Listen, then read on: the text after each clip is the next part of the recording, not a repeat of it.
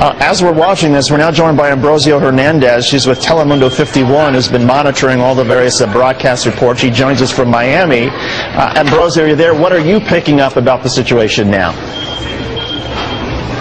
Very closely here in South Florida. As you know, there's a Mexican community here and a large Hispanic American community here in South Florida.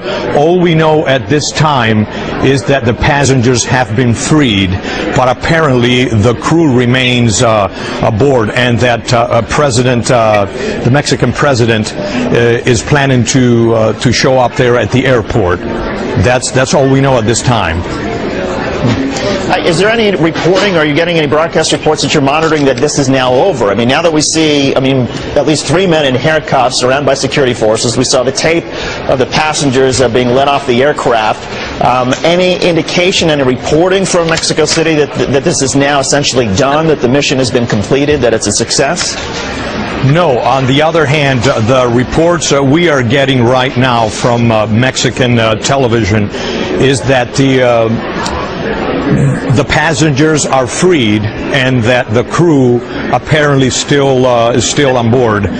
Nothing about the situation being over with at this moment. And again, they are expecting the president probably to show up there at the airport, something that has called our attention, obviously, that the Mexican president himself would show up at the airport, but that's what the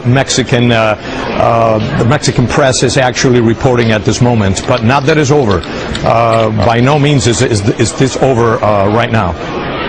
All right, Ambrosio Hernandez from Telemundo 51. We're going to let you go back and continue monitoring what you can pick up. And Tamron, if the crew is still on board, and then obviously some concern about what may be left, but it does seem like they have at least now half a dozen guys that in handcuffs, if they're putting on that sort of secure bus or paddy wagon, whatever you want to call it. We've seen a lot of men in handcuffs, David. According to at least one report here, they're saying 3 men brought off in handcuffs, but from the vantage point we were looking at, it certainly appeared that there were more, but again, it is very difficult to see from this vantage point.